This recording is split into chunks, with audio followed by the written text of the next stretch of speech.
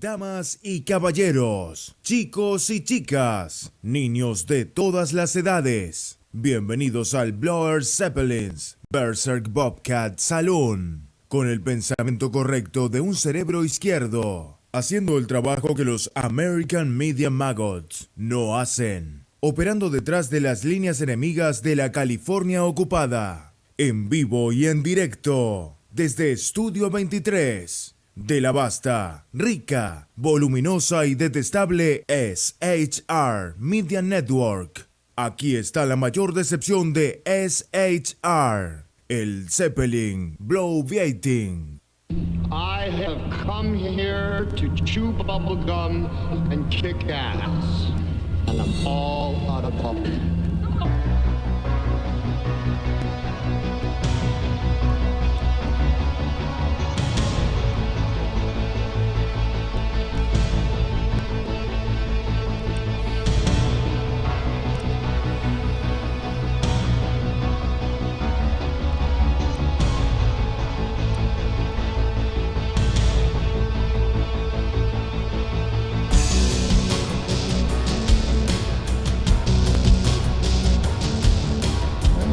Turn up the volume here just a bit, because I'm damn deaf. Ha! Ladies and gentlemen, boys and girls, children of all ages, welcome to the Bloviating Zeppelins Berserk Bobcat Saloon radio show, live and direct right here in the sumptuous, palatial, and resplendent SHR Media Studios, where I am broadcasting behind enemy lines in occupied California, 2 miles east of the locus of evil on the entire left coast. That's the Bill Mill, the Capitol building in Sacramento, California, where, at 10th and L Street, by the way, in case you want to avoid it, where late at night you can hear the death of common sense, the screams, the wails. A euphonious wail? No. Not a sperm whale, not a blue whale, not even a euphonious whale. And also, when I leave through that door right there, I can smell the stench of sulfur and brimstone emanating from that foul location. You got a belly up to the bar, we've kept your street, and it's great to see you back. Tonight is September 17th, the year of our Lord, 2019. Deshay is going to be your bartender tonight. She pours with the best of them, and the lava lamp is in fact lighted to my right, your left. I got to tell you, we don't water our drinks just like we don't water our conversation. Politics, religion, crime, culture, economics, race, sex, science, law. We talk about it all right here at the Saloon. Nothing is sacred. The speech is free, but the booze is not. All we ask is that you flush the toilet, jiggle the handle.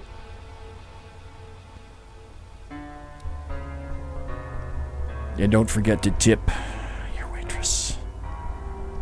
Muy importante. And for all the illegals that listen to the Saloon, I had to have that intro so that they know what's going on and they can, quick like a bunny, go out and find their own translator so they can listen to the show. Tonight, it's going to be a goodie. It'll be a gooder. First, I'm going to have that prominent reprobate on, Dunnits, Jeff, one each. And after that, he'll be in the first hour. And after we have him, I am going to have some happy stories. We'll talk about kabuki theater and a whole bunch of other stuff. Welcome already to... Ooh, Jeff Dunnitz is in chat. Welcome to the Alaskan and welcome to Wendy Lawrence, who is already in chat. Thank you ever so kindly, folks, for being there tonight. I appreciate it. I'll check right now to see if this thing's on. Jeff Dunnitz, are you there? Uh-oh. It's like me. There we go. Get my wallet. That's all right. Hey, just Jeff Dunnitz. Jeff. Yes. And for those of you who just tuned in, Jeff. What? I feel like saying, remember McHale's Navy where Joe Flynn would go, McHale, what? Yes. So tonight, I promised that we're going to find out a lot about you tonight, Jeff Dunitz. And already the chat... I will admit that I am not married to my sister. Okay. All right. That's a great start. But I've been getting emails since I started pimping this show yesterday. And the emails, well, let me just start with a plethora of questions. Oh, there's Jack Alexander. Welcome to Jack in Chat. The first question is, where have you been? Me? You haven't been on the Saloon for quite some time. That's negligence, 1A and 1B. No, it's not negligence. It's been see page 60. Go to page 60 and take a peek and let me know what you see. Paragraph 2. Did I give you a copy of that? Yes. Okay. Okay. Mueller says there's been a lot going on in my life, but things are getting better now. Okay. The second question that I got from folks, you can email me, whatever you want, bz at shrmedia.com. And I'm not going to print that out. You actually have to remember that. The second question that I got was, what is your favorite color? Blue. Blue. Okay. No, green. Ah! Oh, wait a second. That's Monty Python. Sorry. Oh, okay. The third question, which went right up with number 1, is, do you like long walks on the beach?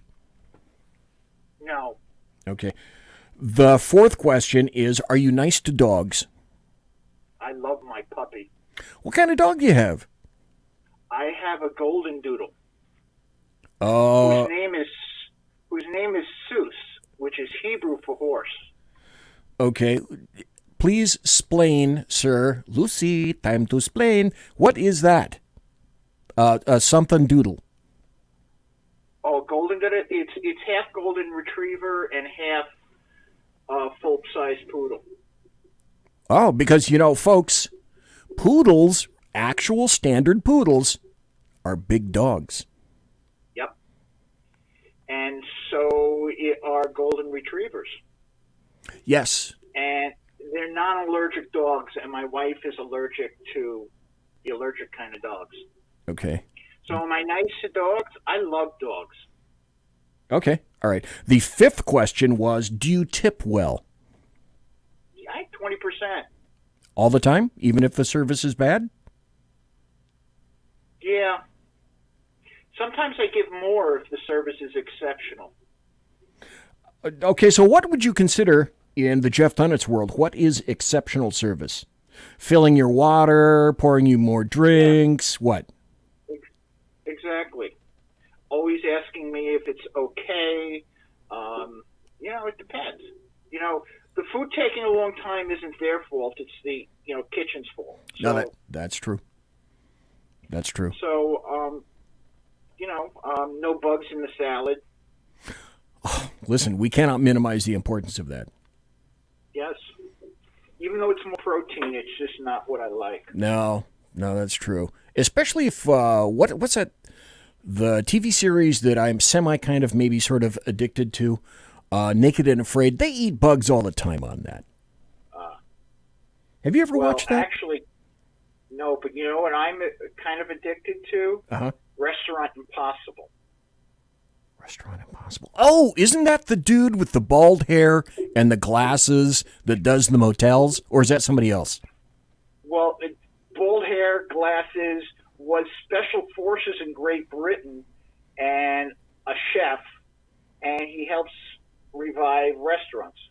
Oh, okay. And it's great. Some of those things I do like. I have watched Hotel Impossible. I'm watching the new thing about the billionaire dude that...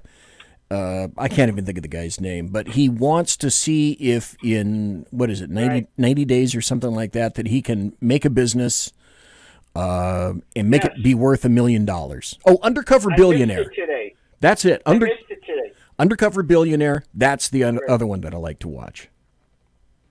And then here's another strange thing, and I want your comment on this. Because of today's incredible tumultuous times, when I get politicked out, I like to see people build shit. And what I mean by that is I'll either go to the Motor Trend channel or I'll watch Vegas Rat Rods, or I'll watch Fast and Loud, or I'll watch whatever show is on that I can think of where people are on the show and they're fabricating and they're building and they're welding and they're creating things. I just find that stuff fascinating. It gets my brain off of all the political junk. It just lets me sit and veg out and watch Americans who are unique and creative and they can actually build stuff. For whatever odd-ass reason, I just enjoy that. So you know what I enjoy? What's that? This might mean I'm sick, but I enjoy either Discovery ID or Forensic Files and watch people not get away with killing people. Yes, that kind of stuff is good. It is good. I enjoy those shows. Okay. You know, and that way I also know if I can recognize if my wife decides to kill me. That is a... Do you have a personal taster just in case? No. Okay. All right. They are expensive. Yes, and you know what? She would never do that, so I was just joking. Okay. All right. Well, folks, kids maybe, but... folks, thanks for listening to Jeff and BZ talk about documentaries. We've appreciated your being here today. The hour went by quickly. Okay, that's a bunch of stuff. So anyway, we've got Jeff Dunitz here tonight. And Jeff Dunitz has every time he's here, I'm going to continue to say this until I cack. And that's, if you want the best in fresh written material, go to his site, lidblog.com. lidblog.com. For those of you in Zephron, put a 1, then a 1 on that, and dial in lidblog.com. Great place. Jeff writes not 1, not 2, but frequently 3, 4, or 5 fresh stories every day. A massively active blog. So this is me doing my best for Jeff Dunitz because he has great stuff, and that's where you need to go to find it. lidblog.com. Did I get it? Gee, thanks. Yeah. Yesterday I had 5. Oh, you were a busy MF then. Yeah, I was. In chat, I want to say hello to Jeff Dunitz. Who the hell is that? Wendy. I want to say hello to Jack, Mike, and of course, the Alaskan. Not the semi-Alaskan, not kind of an Alaskan, but the Alaskan. Very important to note that. Tonight with Jeff here, I'm going to do something a little bit unusual. Yes, folks. We are going to go over the stories of the day. Yes, we are going to have Jeff comment on many of those particular stories. Can I just say one thing? One thing? Okay, one thing. Sunday, I went to a Who concert, believe it or not. Who? And they started playing, their song, I Can See for Miles and Miles. Wait. Are they still playing? You're telling me you went to a live Who concert? Yeah, well, it's really just Daltrey and Pete Townsend and 2 other people. Well, yeah, because Ox died. Ox was the bass player, John Entwistle. He passed away. Right, and Jones passed away a long time ago. But anyway, when they started playing I Can See for Miles and Miles, Keith Moon, it just occurred to me that that's probably Sarah Palin's favorite song. Oh, Jesus. Okay, that's not funny. Let's move right along, shall we? Okay. By the way, folks, if you haven't already gotten it, you need to go to lidblog.com. What I was going to tell you is I have a 5-minute audio clip that I want to play, and you'll understand it, folks, when you hear it. And then when we're done, I want Jeff Dunitz to comment on it. I've been wanting to play this for quite some time. It is, I think... Gosh, how would I summarize this? Right? It's clean. It's fine. Okay. It's a 5-minute video from Prager University, and it explains Prager University videos, folks. If you have not gone to Prager University, and unfortunately YouTube throttles the crap out of that. Gee, just like they did to me not long ago, but we'll get to that in the second hour. I think it explains a lot of things, and I want to consult with Jeff when I get through playing this as to its accuracy. And we'll get to that. But first, kind of the biggies for right now. Jeff, we know that a U.S. official now says that drone attack on Saudi Arabia in that just created all sorts of fires in Saudi Arabia at the various petroleum plants. They suspect now that it was launched from Iran. Obviously, there are two schools of this. One is the let's turn it to glass school. The second is let's pause and keep our senses here. Apparently, the United States indicates that it has identified the exact location in Iran from which a combination of more than 20. Now, I don't know if you've heard this or not. It wasn't just one drone. It was more than 20 drones and cruise missiles were launched against Saudi oil facilities this past weekend.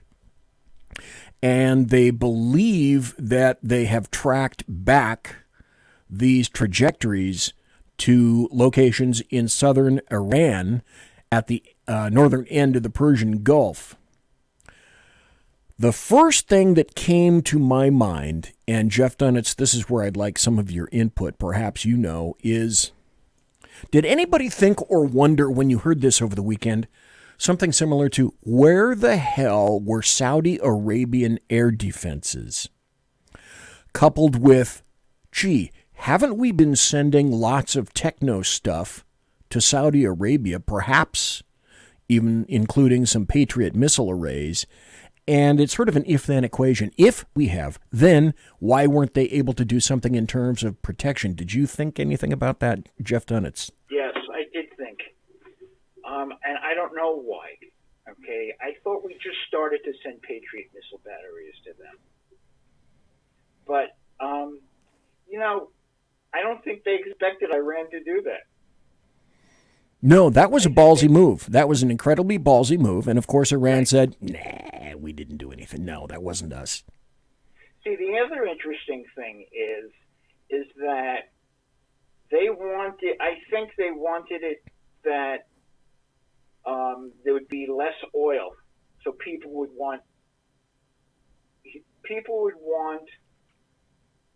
demand that the United States stop will allow them to sell their oil. Yes, but here's an interesting part. And I'll wager you knew about this already, but I'm not sure everybody else did. That's since that weekend, this weekend, today is Tuesday, Saudi Arabia has already managed to get 50% of its oil production that was missing back up again.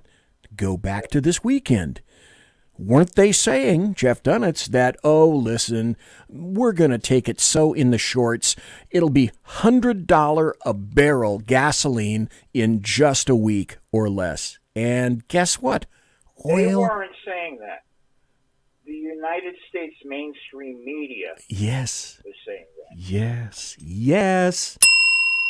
Okay, they weren't saying that, okay? And, it was only 5% of the world's oil supply. Correct. Okay. And the other thing is that people should now appreciate the fact that during the 2.5 years that he's been president, Donald Trump allowed the increase of oil production in the United States to the point where we now export oil. Yes. Okay. So it didn't affect us the way it would have affected us 8 years ago. Yes, and isn't that glorious? And that's purposeful. That is absolutely purposeful. But again, you wouldn't expect that to hear that from the mainstream media. No. But had this been Hillary Clinton and her minions, should this have happened. She would blame it on Israel. Well, number one, that's a given. And number two, she would have made sure that all of our oil drilling had stopped, and that as a result of this and all sorts of other things, we would have hurt. I am convinced Democrats want nothing but to make American citizens hurt, and by extension, many people all around the planet. Having said that, particularly with regard to what Iran has been doing with oil tankers, with our drone shooting down our drone, what does anybody think should be, Jeff Dunitz, a response to Iran, considering that they've been building up to this? They've taken down one of our drones, and we didn't respond because President Trump said that it wasn't a manned aircraft. But in consideration... We increased the sanctions. Okay. All righty. And their economy, okay, is even worse than the United States was when Obama was president. I mean, it's really bad. And it's collapsing. As a matter of fact, their whole retirement system is almost bankrupt.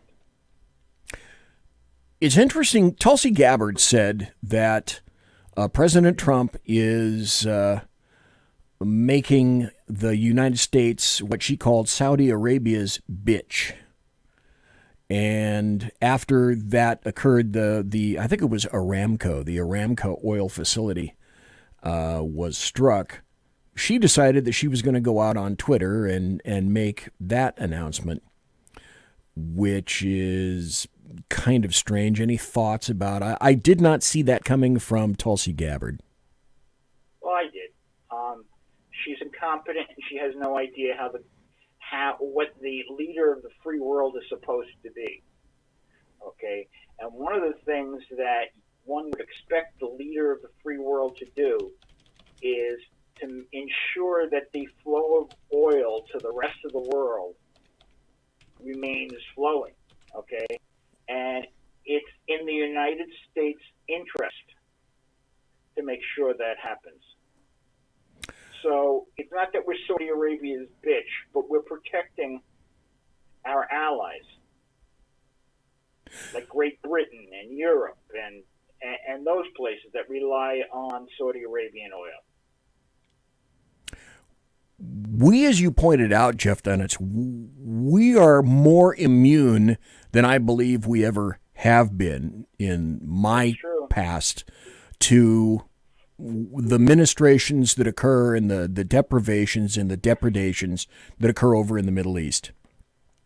What I've never understood is that leftists don't mind talking about blood diamonds and conflict diamonds, yet they have never quantified that as blood oil and conflict oil, which I think that's always been very strange to me. But now we have people that are saying something similar to, with regard to Iran and the United States, we weren't warned. You can't say we weren't warned. We were warned when they were implicated in that attack on 4 ships in that amazingly vital and important Strait of Hormuz, because you block that and you block oil shipping for the rest of the world. 2, if I'm not mistaken, there were 2 Saudi-flagged oil tankers that were interdicted. And that was only the beginning. We were warned about the next tanker. I think that was a British-flagged oil tanker. We were warned when the Trump administration, as people are saying now, failed to retaliate against Iran for destroying that surveillance drone that I was talking about. Now it's amazing that same people, and this ties into other lately news, the same people that were complaining about Bolton being hired are the same people who complained about Trump deciding not to attack Iran and complained about Bolton being fired. So I think it has more to do with the fact that they don't like Trump than what they are actually complaining about. Did you ever nail that one? Okay, that deserves a get out of my head. There's only room in here for two of us, because that led, and you bigfooted my next question, which would have been, had you not addressed it now, hey, Jeff Dunitz, what do you think of that John Bolton thing? That John Bolton was kind of kicked to the curb, and is that a bad thing or a good thing? And just as you pointed out, hey, welcome to Mary and Jay. Again, thanks to Jeff, Wendy, Jack, Mike, Alaskan, Dave Milner, Mary Brockman, and one viewer in chat. So you're right. You you pointed out the rampant hypocrisy in, it's another person kicked to the curb in the Trump administration because John Bolton was, my God, I need war and I need it now. And then what you're saying is now a lot of the people on the left are saying, what's President Trump going to do? He's going to let Iran walk all over us. And you pointed that out. Thank you very much for that. Trump is not going to let anyone walk all over us. Okay, he will find ways to get back at them, and it might not involve our troops. Look, Trump ran on the fact that he doesn't want us to get into wars in foreign territories that aren't attacking the United States. Right. And I would be very surprised if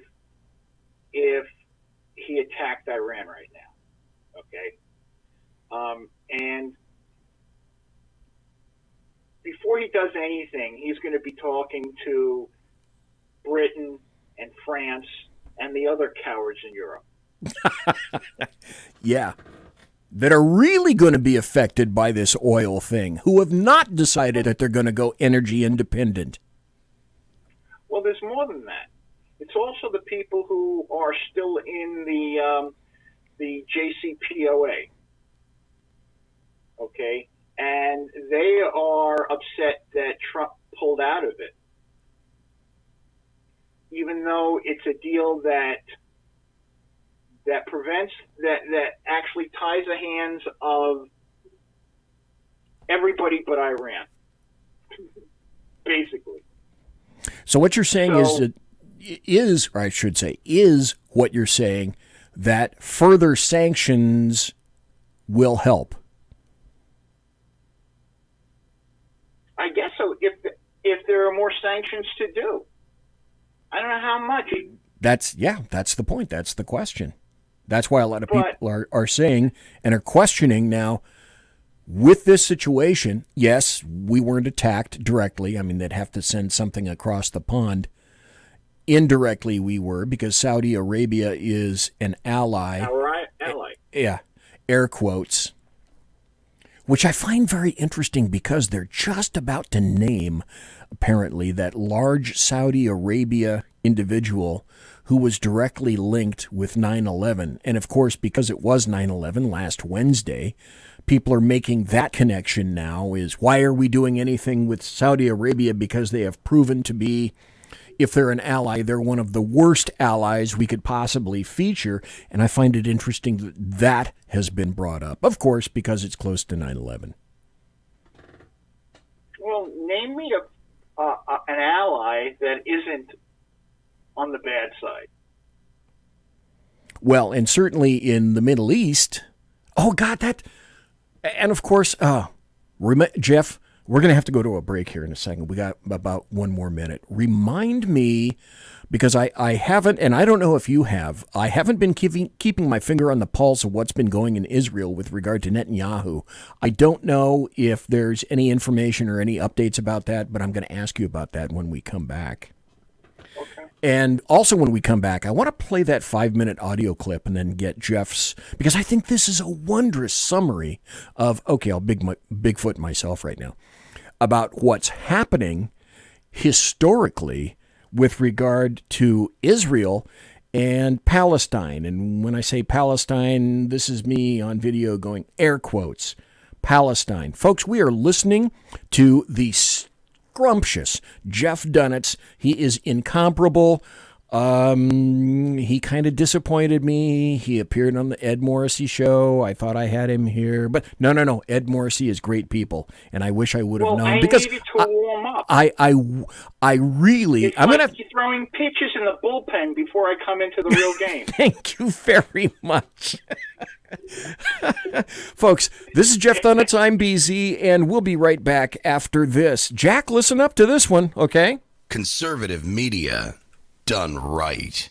You're listening to the SHR Media Network. From a public locker inside a dilapidated Long Island rail station comes a show designed to piss off liberals using truth, facts, and ridicule. The Lid Radio Show, featuring the conservative voice from the People's Republic of New York, the Lid himself, Jeff Dunetz. Tune in every Wednesday at 2 p.m. Eastern, 11 a.m. Pacific on the SHR Media Network. Go to shrmedia.com. At Lid Radio, we fight for the truth, justice, and a good kosher T-bone. If you don't listen, Hillary Clinton might sneak into your bedroom in her housecoat late at night and blame you for her election loss. It's the Lid Radio Show with Jeff Dunetz. For 50 years, I've seen the American people blinded by corrupt politicians, a lapdog media, and deceptive Islam. The one thing the elites fear is one man with a cane. I'm Dave Milner. Join me through Spreaker, iTunes, and SoundCloud, through SHR Media and the Western Free Radio Network, for half a century of experienced perspective on political and social issues, weekly on The Unpleasant Blind Guy. And catch me on Jeff Mitchell's EDL Radio on blogtalkradio.com. There's no surrender, ever. Because truth is not always pleasant. This is Shannon Wright of The Right Way with Shannon and Mike in the AM. Mike's not here, so I gotta talk fast. You gotta join us. Fall season. Getting ready to start up with a whole bunch of new stuff.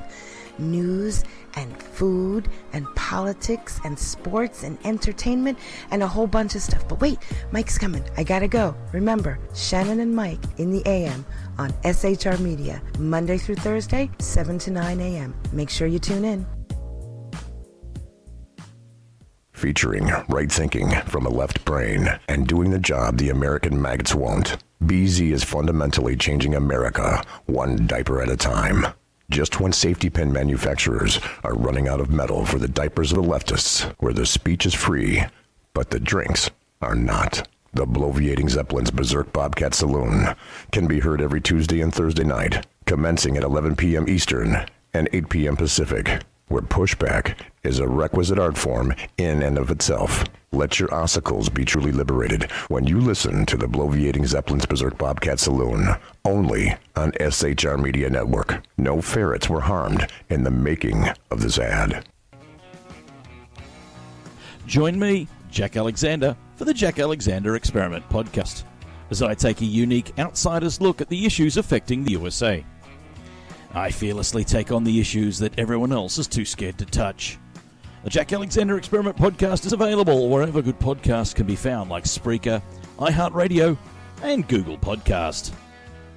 The Jack Alexander Experiment, because it's not a matter of left versus right, it's a matter of right versus wrong. It's your business diva here, Melanie Collette. I am inviting you to a front row seat as I discuss some of the most intriguing details of wealth and finance with today's movers and shakers in the world of business. Listen in and discover financial truths on a global, domestic, and household scale. Uncover topics that will impact your wallet today and in the future. Money Talk with Melanie airs Monday through Friday, 5 p.m. East, 2 p.m. West, right here on SHR Media and High Plains Pundit Talk Radio. You can't afford to miss it. Featuring the effervescent contrarian sackheads Clint, plus the unrestrained bulbosity of BZ, the Sackheads Against Tyranny is a real chat show.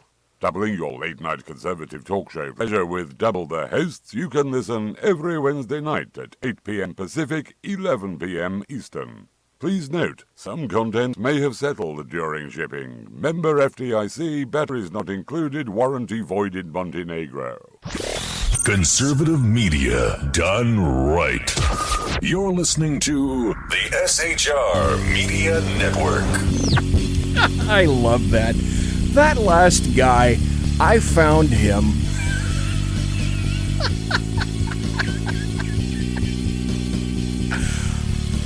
I asked him to give me a different voice. And the voice that I had on his audition was not the voice that I got off of that from the Chat Show. The first time I listened to that, and I played it on the Chat Show probably 2 or 3 weeks ago, when I listened to that thing, I died laughing. I love the inflection of that guy. Oh my God, that was fabulous. That was a hoot. So anyway, we're talking to Jeff Dunitz right here. And Jeff, some of the folks in chat are saying, I don't know, maybe some limited airstrikes, and some other people are saying, well, haven't we run out of sanctions? So what's a president to do? I don't know. I got to be honest. I don't know. I think he has to respond, and maybe he helps, and Saudi Arabia is the one who responds. He's not going to do anything without, like I said, the European cowards. Okay? Because they're the ones still in the deal. And, you know, he needs them in certain ways. So I believe it's going to be... He's going to find something. He's going to find a way to get them. And if you remember, he actually said yesterday that it's going to be, if anything, it'll be equivalent. So maybe he's going to get Saudi Arabia to bomb the Iranian oil fields. I don't know. But you know what? Yeah. This is the part that people don't understand. Because the liberals like to say the reason why we pulled out of the Iran deal is because of Israel. Well, first of all, the answer is no. No. It's because Trump found out they were cheating. And the deal wasn't anything like what we were told. For example, there were no anytime, anywhere inspections. And in one of the key places, Iran gets to inspect itself, which anybody who went to Catholic school knows that means that they're going to grow hair on their palms. Right. But right. A 5-year-old can see that stupid. Right. Okay. And that's why he pulled off. But he also, it's not just Israel who objected. Okay. It's Saudi Arabia. It's all the Sunni states. Because Iran wants to be the number one Islamic state in the world. And being a Shia state, they hate the Sunnis. Yes. Yeah. You know, and as somebody who went to a state school in New York, I'm not crazy about Sunni either, but it's a different Sunni. Anyway, so that's the scoop. That aspect, Sunni versus Shiite, is little, if any, addressed by what I term the American media maggots. And the reason I suspect it is little, if any, addressed is because they just don't know.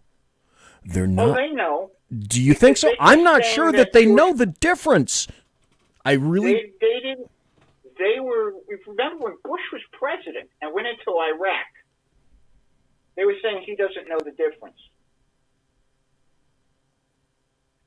So, yeah, they know. They just don't want to talk about it now. They have their friends, their favorite nations, and they'll attack the other ones. And, you know, Israel is a Jewish state, and the liberals, the very liberal, aren't crazy about Jews. So that's the bottom line. They will bash Israel any way they can, and this was an opportunity. Hell, Northeastern Jews aren't crazy about Jews, but that's a story for another time.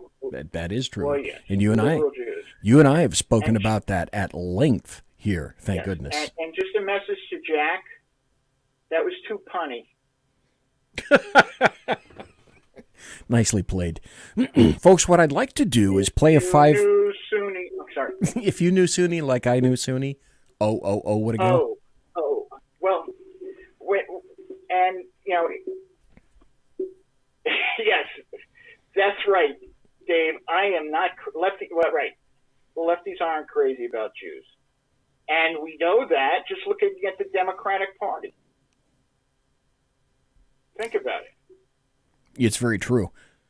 What I'd like to do is... I want you to ask me about the Israeli elections. Good point. I'm going to do that. I'm going to play a 5-minute video. This is from Prager University. You can go to prageru.com to hear all these. It's a great place to go. You'll find some on YouTube as well. YouTube has done its very level best to make sure that it demonetizes all of this. And you can still find them there at YouTube, but in terms of making any money, no, that's not going to happen on YouTube. This one is called, I'm going to play this. It's 5 minutes. It's called Why Isn't There a Palestinian State? And I think this summarizes everything wonderfully in 5 minutes. And as Jeff just said, when we come back, yes, I want to talk about Bibi Netanyahu and what's been happening in Israel. But I think, and again, as I indicated, I want Jeff to weigh in on this because I think this is wonderful. By the way, yes, sir. I can answer that question in one sentence. Okay. The Palestinian Authority government doesn't want a state. Okay? Because if they have a state, the way they're managing it, it's going to fall apart. So they need to have an enemy to direct the people's anger at. That's why there's no... To blame for the lack of leadership. Yes. Right. Well, also the lack of money, because, all the aid we gave them goes to bank accounts in Switzerland. When Arafat died... Oh, he was wealthy beyond measure. Well, they made his wife return $10 billion. Yeah, imagine that. The wife, that's the one Hillary kissed after she said that the Israelis were gassing all the Palestinian children. So, folks, let's listen to this, and then when we come back, I'd like to have Jeff weigh in on this. I think this is wonderful and very succinct and full of facts. Let's listen to prageru.com. Why isn't there... Everything that Prager does is wonderful. Oh, you got it. And so the point of the video is, why isn't there a Palestinian state? Why? If Israel just allowed the Palestinians to have a state of their own, there would be peace in the Middle East, right? That's what you hear from UN ambassadors, European diplomats, and most college professors. But what if I told you that Israel has already offered the Palestinians a state of their own, and not just once, but on 5 separate occasions? Don't believe me? Let's review the record. After the breakup of the Ottoman Empire following World War I, Britain took control of most of the Middle East, including the area that constitutes modern Israel. 17 years later, in 1936, the Arabs rebelled against the British and against their Jewish neighbors. The British formed a task force, the Peel Commission, to study the cause of the rebellion. The commission concluded that the reason for the violence was that 2 peoples, Jews and Arabs, wanted to govern the same land. The answer, the Peel Commission concluded, would be to create 2 independent states, one for the Jews and one for the Arabs, a 2-state solution. Right. The suggested split was heavily in favor of the Arabs. The British offered them 80% of the disputed territory, the Jews the remaining 20%. Yet, despite the tiny size of their proposed state, the Jews voted to accept this offer. But the Arabs rejected it and resumed their violent rebellion. Rejection number 1. 10 years later, in 1947, the British asked the United Nations to find a new solution to the continuing tensions. Like the Peel Commission, the UN decided that the best way to resolve the conflict was to divide the land. In November 1947, the UN voted to create 2 states. Again, the Jews accepted the offer, and again, the Arabs rejected it. Only this time, they did so by launching an all-out war. Rejection number 2. Jordan, Egypt, Iraq, Lebanon, and Syria joined the conflict. But they failed. Israel won the war and got on with the business of building a new nation. Most of the land set aside by the UN for an Arab state, the West Bank and East Jerusalem, became occupied territory, occupied not by Israel, but by Jordan. 20 years later, in 1967, the Arabs, led this time by Egypt and joined by Syria and Jordan, once again sought to destroy the Jewish state. The 1967 conflict, known as the Six-Day War, ended in a stunning victory for Israel. Jerusalem and the West Bank, as well as the area known as the Gaza Strip, fell into Israel's hands. The government split over what to do with this new territory. Half wanted to return the West Bank to Jordan and Gaza to Egypt in exchange for peace. The other half wanted to give it to the region's Arabs, who had begun referring to themselves as the Palestinians, in the hope that they would ultimately build their own state there. Neither initiative got very far. A few months later, the Arab League met in Sudan and issued its infamous 3 no's. No peace with Israel, no recognition of Israel, no negotiations with Israel. Again, a 2-state solution was dismissed by the Arabs, making this rejection number 3. In 2000, Israeli Prime Minister Ehud Barak met at Camp David with Palestinian Liberation Organization Chairman Yasser Arafat to conclude a new 2-state plan. Barak offered Arafat a Palestinian state in all of Gaza and 94% of the West Bank, with East Jerusalem as its capital. But the Palestinian leader rejected the offer. In the words of U.S. President Bill Clinton, Arafat was here 14 days and said no to everything. Instead, the Palestinians launched a bloody wave of suicide bombings that killed over 1,000 Israelis and maimed thousands more on buses, in wedding halls, and in pizza parlors. Rejection number 4. In 2008, Israel tried yet again. Prime Minister Ehud Olmert went even further than Ehud Barak had, expanding the peace offer to include additional land to sweeten the deal. Like his predecessor, the new Palestinian leader, Mahmoud Abbas, turned the deal down. Rejection number 5. In between these last 2 Israeli offers, Israel unilaterally left Gaza, giving the Palestinians complete control there. Instead of developing this territory for the good of its citizens, the Palestinians turned Gaza into a terrorist base from which they have fired thousands of rockets into Israel. Each time Israel has agreed to a Palestinian state, the Palestinians have rejected the offer, often violently. So if you're interested in peace in the Middle East, maybe the answer is not to pressure Israel to make yet another offer of a state to the Palestinians. Maybe the answer is to pressure the Palestinians to finally accept the existence of a Jewish state. I'm David Bragg, Executive Director of the Maccabee Task Force for Prager University. Jeff Dunitz, is that accurate? Yeah, it left out a couple of things. Okay, like what, sir?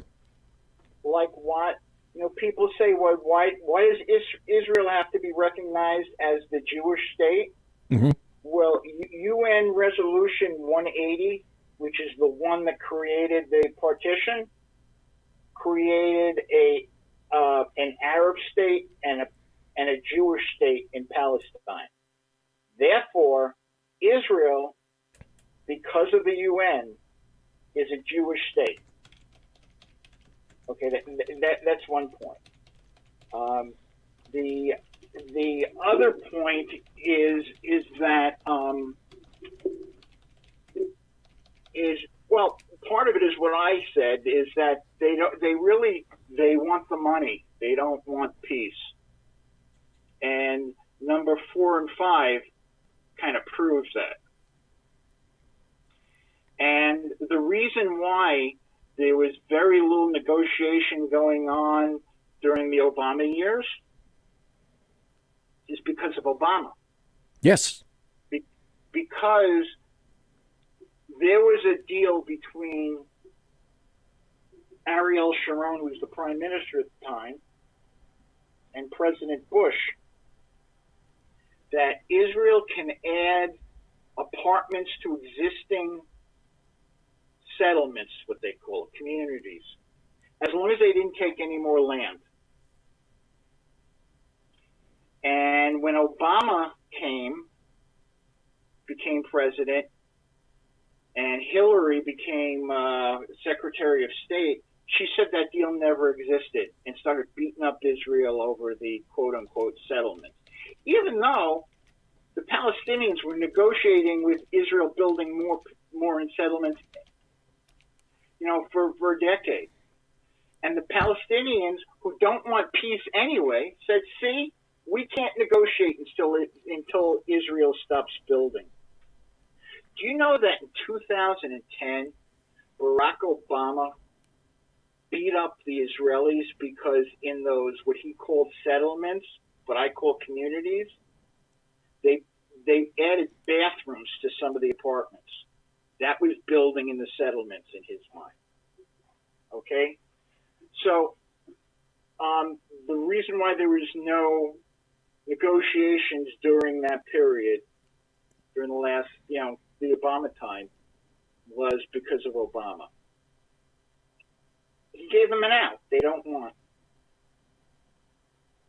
So that's the only thing I would add to it.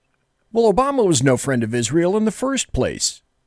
Obama's an anti-Semite. Forget the Israel part. Oh, well, yeah, you're right. Let's go up one level from that, one bigger umbrella level. You're absolutely correct.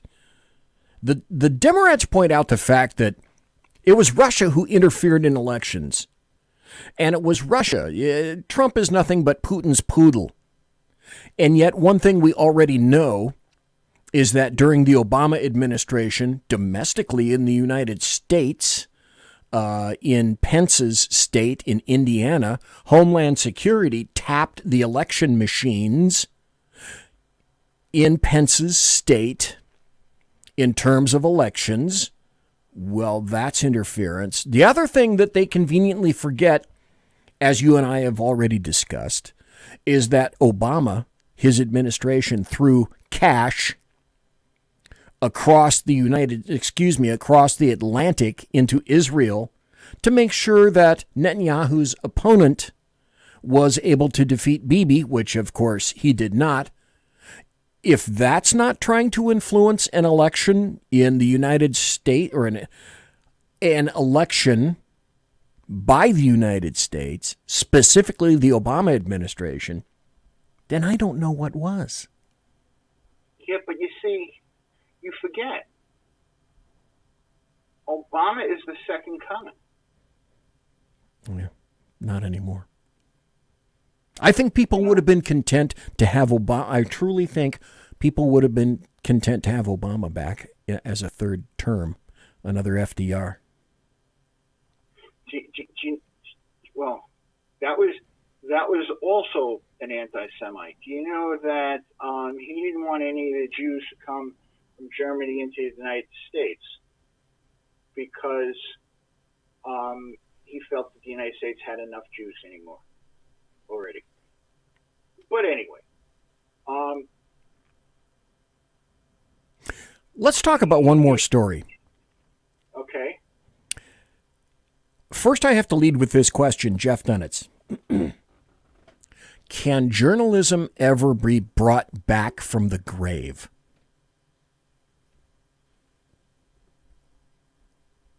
That's why I'm doing it. Citizen journalists.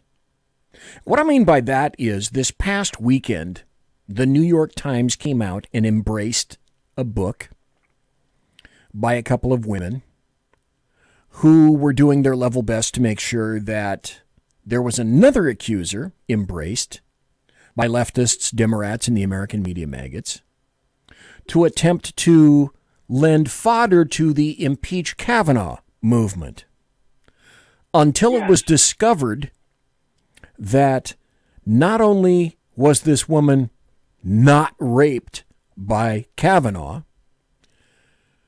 furthermore, the woman stated she didn't recall anything like that ever happening this past weekend. After, in the book, because I heard this evening, both of the women in this book, the co-authors, named that woman, the alleged victim, when she had told them she didn't want to be named at all. And their excuse was, well, we just needed to do it. Now there's... Here's another thing, okay? Apparently, and that says a lot about the New York Times level of journalism, you're right. But Molly Hemingway discovered that they were lying. Yes. So that was her journalism. Yes. There are, let me retract that statement. There are some very good journalists out there. And this is just off the top of my head. Susan Katz Keating, Sarah A. Carter, John Solomon. Right. Help me out here. Molly Hemingway. Jeff Dunitz, yes. And I'm sure there are some others that I am. Greg Jarrett. There are a host of other people that I'm missing, but yes, there are a handful of people who still value journalism. But it's more than that. I think it's really having a moral compass, and let me explain what I mean. Oh, no, you're right. Yes, you are absolutely correct.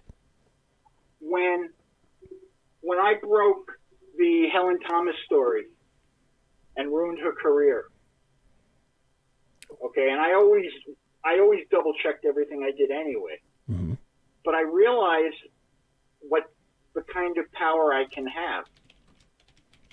And it made me go from double-checking to triple-checking. And I will not write something that can ruin someone's career like those two girls did with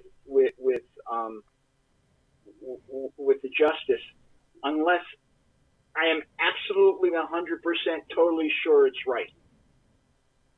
And when I write a column, for example, for the Jewish Star,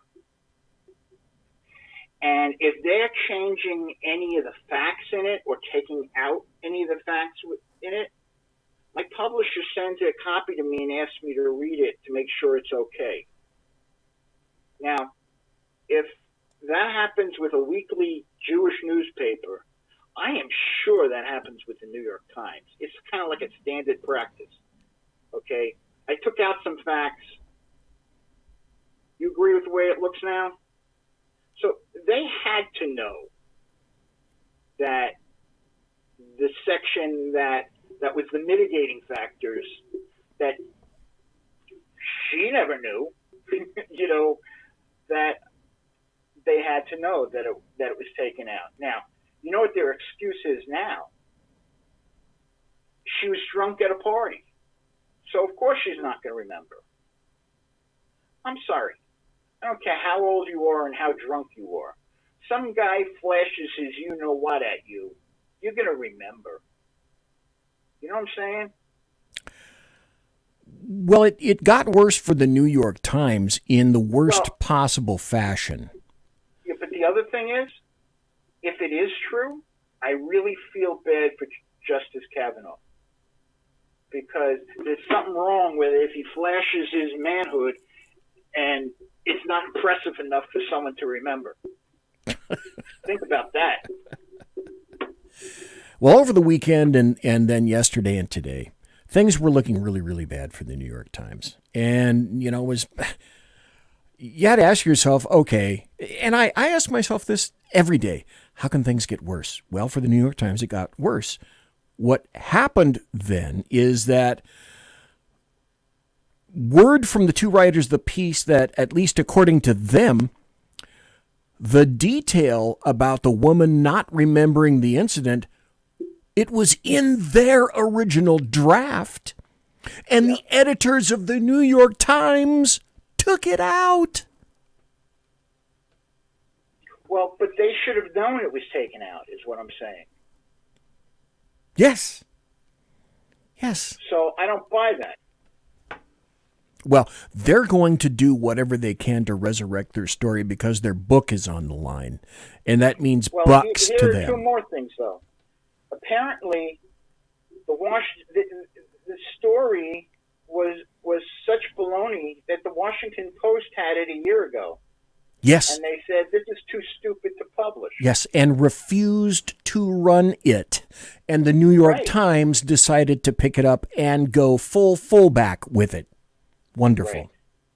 Great. Because, the other thing is the two reporters who wrote the book work for the New York Times.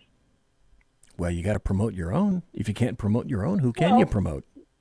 Yeah, I can buy that, but still. No, and I believe there's something in the Washington Examiner that talks about that. They wrote in the book about the what was her name? Ramirez, and actually, the Byron York examined what they wrote about Ramirez, and that apparently is total bull donkey dong turds. So Byron York wrote something that is incorrect? No. He reviewed something that the two New York Times ladies wrote about the story of Deborah Ramirez, who said that this was during the Kavanaugh hearing, that a drunken Kavanaugh thrust his manhood at her at a Yale party. And he went through the evidence that these two ladies presented that it was true, and said they had 7 witnesses, and basically Byron York rips it to shreds. I have to say I've always really enjoyed the work of Byron York in the Washington Examiner, which is it's a newspaper that I think should be read more, and I value a great deal of the articles that are there. For anybody in the chat room, I'm posting the URL to the Byron York story now. Oh, beautiful. Okay. Okay. Well, Jeff, I appreciate your being here tonight. An hour goes like a second. Please tell people where... I appreciate you having me because, I thought you just didn't like Jews. Right.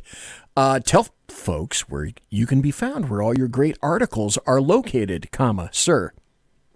Lidblog.com.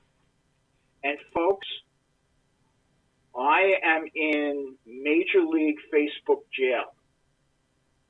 So until I get out, I need your help. So if you go to my site, and if you like something you read, tweet it out, post it on your face page or whatever. But they hate me. Yeah, well, when I get back, I'll tell my Facebook story that's very similar to that, because something happened to me this past week as well that I just discovered today. Now, whether it occurred today or earlier, I don't know, but I just found it today. Folks, that's Jeff Dunitz. We're going to have to go to a break. We'll be right back. I've got a story about Ilhan Omar that you may or may not believe. I've got tons of happy stories. These are really, really good happy stories. And then we're going to talk about Kabuki Theater. We're going to talk about, just a bunch of great things involving buttery political goodness. Don't go anywhere. Anywhere. I'm BZ, the Bloviating Zeppelin, and you're listening to the Saloon, BZ's Berserk Bobcat Saloon. Conservative media done right. You're listening to the SHR Media Network. Hey, this is Michael Wright. And I'm Shannon Wright. Join us for The Right Way with Shannon and Mike, Monday through Thursday from 7 to 9 a.m.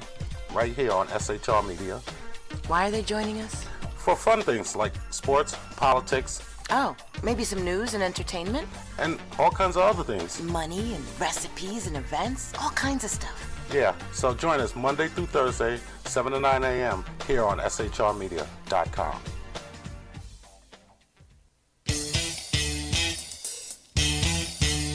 From a public locker inside a dilapidated Long Island rail station comes a show designed to piss off liberals using truth, facts, and ridicule. The Lid Radio Show, featuring the conservative voice from the People's Republic of New York, the Lid himself, Jeff Dunitz. Tune in every Wednesday at 2 p.m. Eastern, 11 a.m. Pacific on the SHR Media Network. Go to shrmedia.com. At Lid Radio, we fight for the truth, justice, and a good kosher T-bone. If you don't listen, Hillary Clinton might sneak into your bedroom in her housecoat late at night and blame you for her election loss. It's the Lid Radio Show with Jeff Dunitz.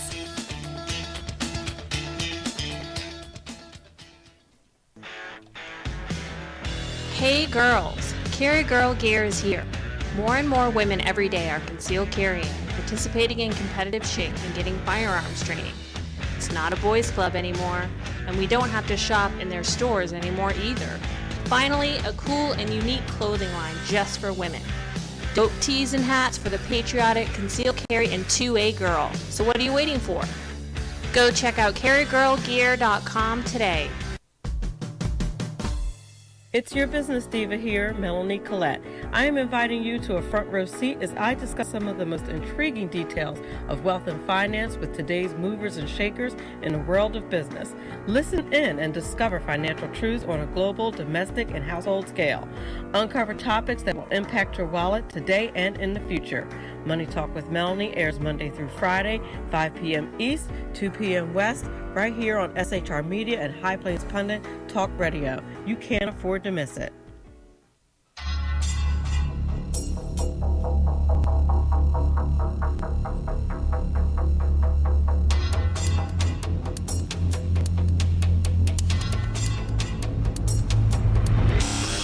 The new show on the SHR Media Network, Sackheads Against Tyranny.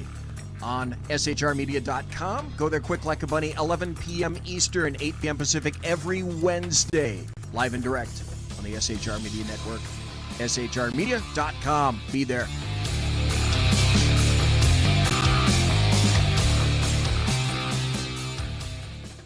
For 50 years, I've seen the American people blinded by corrupt politicians, a lapdog media, and deceptive Islam. The one thing the elites fear is one man with a cane. I'm Dave Milner.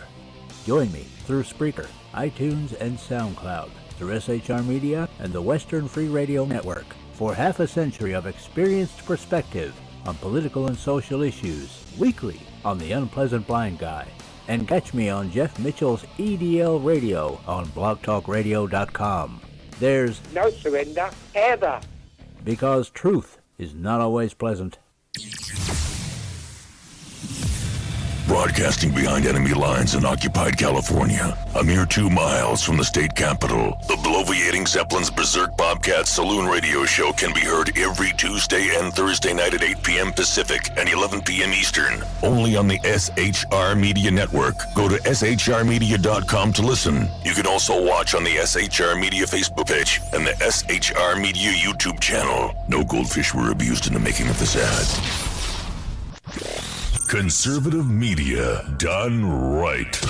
You're listening to the SHR Media Network. Ladies and gentlemen, boys and girls, children of all ages, we are back. It is the beginning of the second hour. I'm the bloviating Zeppelin. I am BZ, your host with the most tonight.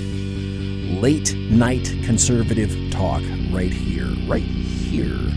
Assaulting your ossicles. Nightly, every Tuesday and Thursday night. You can listen and chat at shrmedia.com, and you can watch the show on the SHR Media Facebook page. We'll be talking about that in just a moment. And the SHR Media YouTube channel. We won't be talking about that in just a moment. What we are going to be going to right now is my good friend Ron. Could a recent federal judge decision bring Obama-era State Department dirt in the dark to the light of day? Hello, I'm Ron Edwards.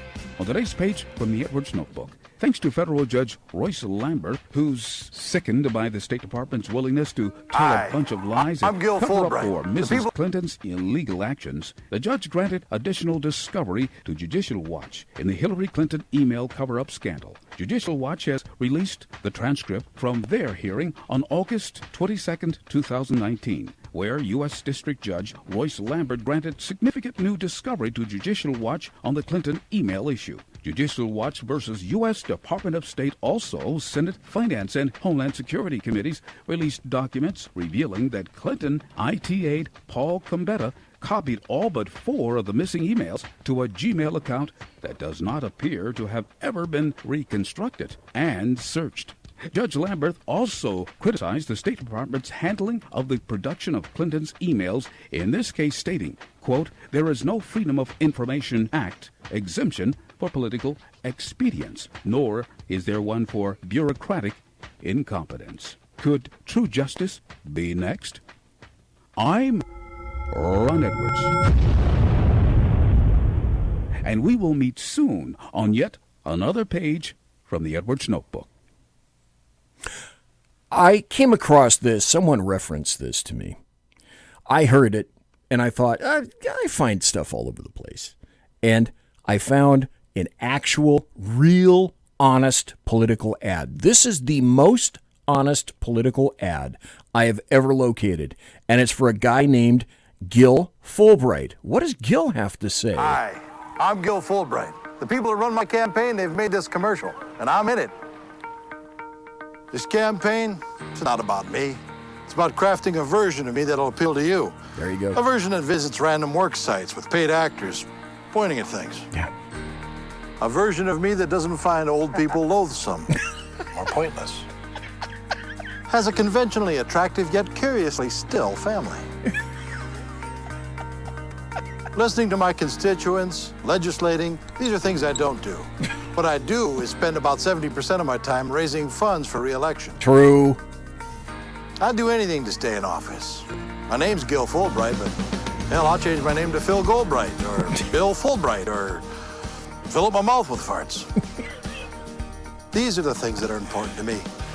And these are the fine people that finance my campaign. Now, in order to do these things, I have to stay in office. And to stay in office, I have to keep these guys happy. Money. Now, if any of these things make these guys unhappy, well, my hands are tied. So come November, the choice is clear. Do you want another spineless mouthpiece for special interest and lobbyists, or a spineless mouthpiece for special interest and lobbyists? I'm Philip a Mouth with Farts, and I approve this message. And why wouldn't he? You know, if Gil, by the way, gets 1 million likes, he's going to, I don't know, he doesn't say what he's going to do. Do I have somebody on the line at this point? Go ahead, unknown caller. Meet the new boss. Same as the old boss. Same as the old boss. How are you this evening? How are you this evening, Mr. Bzz? I'm excellent. Did you know, were you aware that The Who was touring still? I had no damned idea. Peter Townsend literally is deaf. He's deaf as a damn post. Roger Daltrey can still pipe up. He's still got some pipes to him. Not bad. I can't think of the drummer who's playing for them now. It might be Kenny Jones, but Kenny Jones might have even passed away. And, of course, no one could pound the drums like Keith Moon, but he passed away, I don't know, decades and decades ago. Oh, yeah. And then Ox, John Entwistle, was a fabulous bassist, but I got no damned idea who's playing bass for The Who today. But did you know they were still playing? I had no idea. No, Peter Townsend, I'm sure he can't hear crap. I had no idea. I had no idea they were still playing. But I mean, they've got to be like mummified and partially reanimated with electricity at this point. The extra cost of power, man. Well, they'll just keep on until they can't pay the light bill anymore. I guess. Yeah, like Nancy Pelosi and Joe Biden. You know, they get. They get the little... what you can't see, folks, is that like Frankenstein, like the original Boris Karloff Frankenstein monster, there are 2 studs at the side of their neck, and at the end of the night, they have to be recharged. Shh, don't tell anybody, Dave. Don't tell anybody. What was that weird thing during the 2016 campaign that Hillary Clinton had under her jacket, whatever the heck she was wearing, that weird kind of hump deal. Walking around like Darth Vader. I almost expect her to come to the podium and go, Deplorables. Come on. Yeah. Exactly. And that kind of gets into what I wanted to talk to you about tonight. You touched on the Kavanaugh thing. Impending impeachment of Kavanaugh. Now, people have been jumping up and down about this like Morgan Grinder's monkey, and it occurred to me. I think I know what's going on here. What experience I've got kind of tells me what I think is happening. And see what you think of this. I've already mentioned it in chat. Okay. I don't think that the rulers of the Democrat Party expect anything to come of this. I don't think they expect Kavanaugh to be booted out of office because of any impeachment. I think they want the distraction, and here's why. You mentioned one reason. They want distraction from any positive things that President Trump does. No, you cannot allow President Trump a win on anything for any reason at any time. Never. OMB. Right. Orange man bad. Now, my reasoning is this. For the past few weeks, I've been hearing rumblings from all sorts of commentators about how Democrats are increasingly uncomfortable with the things that are coming out of the mouths of Ilham Omar and Cortez and Tlaib and people like that. Nutbag talk that comes out of the Democrat Party. Not to mention the nutbag talk that's coming out of the Democrat candidates for president. It is my belief. I don't have anything to back this up. But I think logic backs me up. It is my belief that the Democrats have some internal polling that shows that not only are older Democrats beginning to turn away and may stay home in 2020, but this is even beginning to go down the food chain and it's affecting the younger people, the people that they really depend on to show up and vote. So they need to have something. They need to have some distraction. Whether or not Kavanaugh is actually thrown out of office is irrelevant. I believe they know he won't be. No, he's not. He's not. He will not get pitched. They need that, and I can also predict for you right now there will be a few more, faked up terrorist attacks. That's just one man's opinion. I'm not sure what you think of that. Well, I agree. Kavanaugh isn't going anywhere. These are all distractions. It's like kabuki theater. I'm going to be playing kabuki theater for everybody a little bit later. Ooh. Before I do that, I'm going to... this is relatively new to me. For whatever reason, it hasn't hit me yet in Facebook, but now it has. Dave, I'm assuming that you've been in... Well, Jeff Dunnett's just said he's in Facebook jail. Oh. And I'm not in jail per se. Dave Miller, have you been in Facebook jail? Well, I thought silly question. I thought you knew this. For months now. I joined a lot of other people who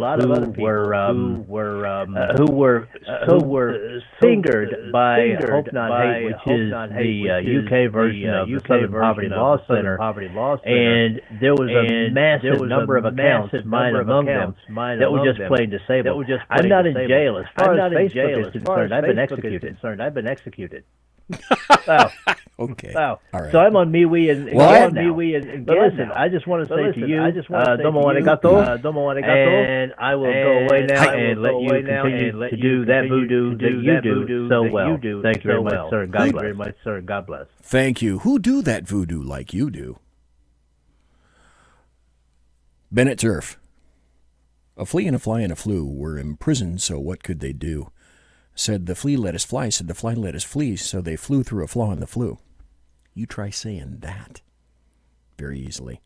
Okay, here's my Facebook thing. There I was, sitting at my confuser desk today, going through Facebook, and I'm scrolling down to make a post, a social media post for today. As I scroll down in SHR Media, the Facebook page, all of a sudden something comes across my screen and says, this is no longer here anymore. Well, what was no longer here anymore? Oh, that's right. My Sackheads Against Tyranny last Wednesday on 9/11/19, my 18th anniversary tribute to 9/11/2001. Facebook had decided that it was going to rip it out by the roots. If you remember, folks, I dedicated the entire show, though Clint wasn't here, to the 18th anniversary of 9/11, and I had a bunch of audio cuts. And then I had a bunch of people call in with how they remembered that day themselves and the emotions that they felt that day. However, in their infinite wisdom, Facebook decided to eliminate the 9/11, not the 9/11, my 9/11 tribute show entirely, and with no explanation whatsoever. So apparently, some people were disturbed by its content, and let's be frank, Muslims or leftists, one of the two, perhaps the same persons who committed the heinous acts on 9/11.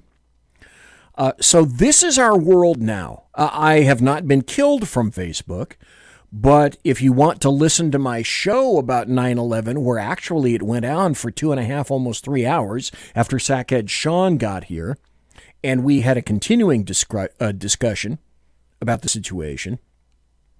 So that show on Facebook is eliminated. If for whatever reason you find it motivating to go and find the show, you can find it on Spreaker.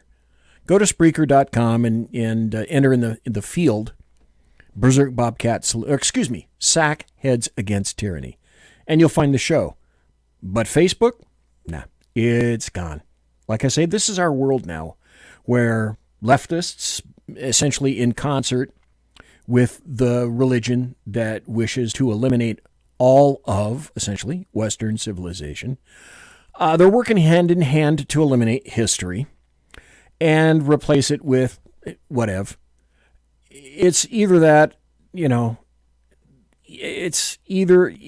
or what Islam wants, or, I don't know, Facebook was simply deciding that it was going to poke a massive social media finger into the eye of conservatives and SHR, and specifically me. This is our world now.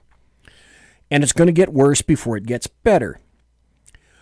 I wrote a post on SHR about that, and I had to write it a bunch of times, mostly to eliminate the words that I used in my first couple of drafts where I was venting my emotions. And I was just a bit upset with Facebook's decision to remove wholesale history. History that evidently disturbs some people. So just to let everyone here know, I am not giving up.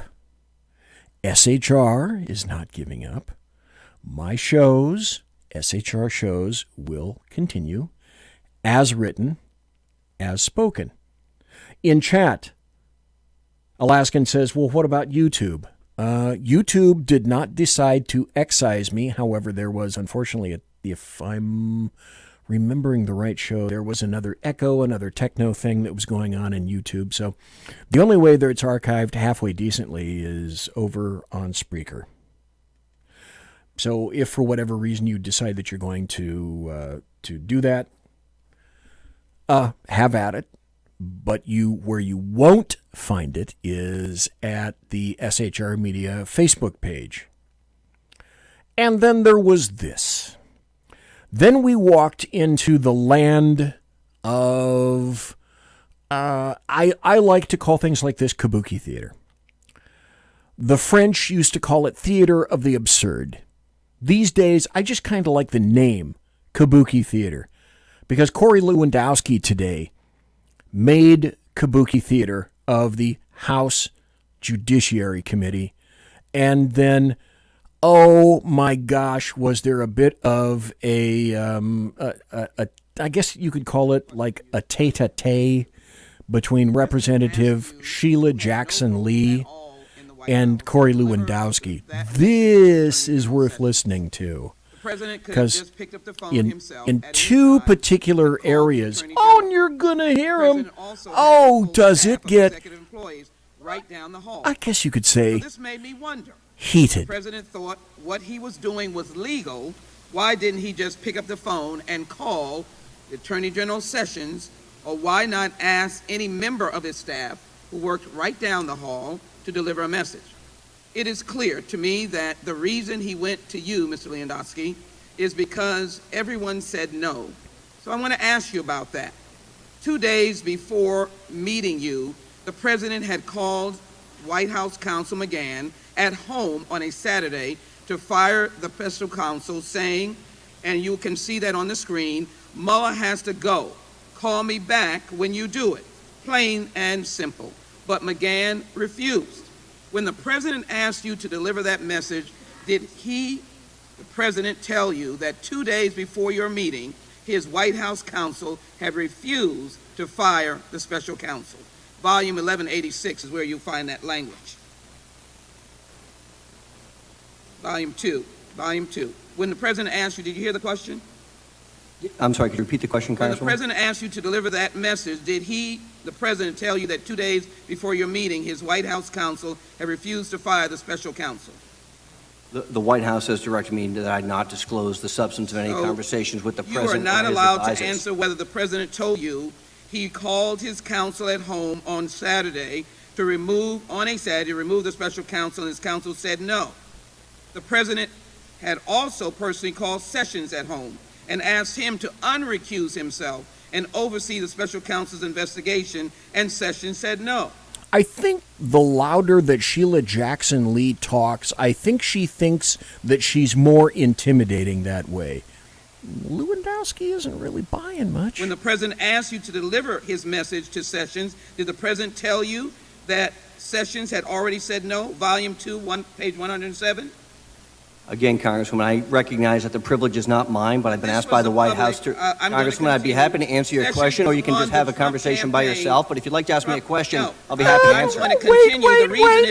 But I've been asked by the White House to... Listen to this. This is great. Again, Congresswoman, I recognize that the privilege is not mine, but I've been asked by the White House to... Congresswoman, I'd be happy to answer your question, or you can just have a conversation by yourself. But if you'd like to ask me a question, I'll be happy to answer. I'm going to continue. The reason is then don't ask me a question if you don't want to hear my answer. My time. This is a House judiciary, not a House party.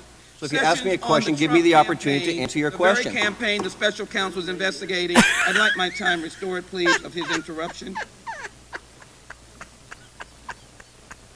Okay, that was grand.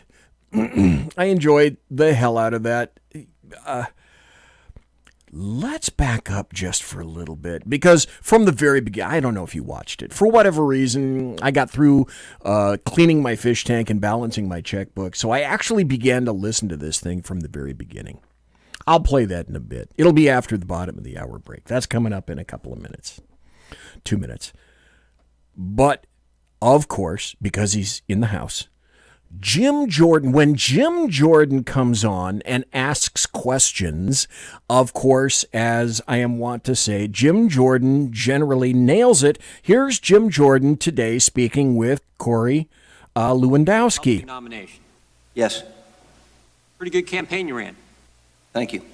I mean, you beat, 17, 18 different opponents, senators, governors, some good senators.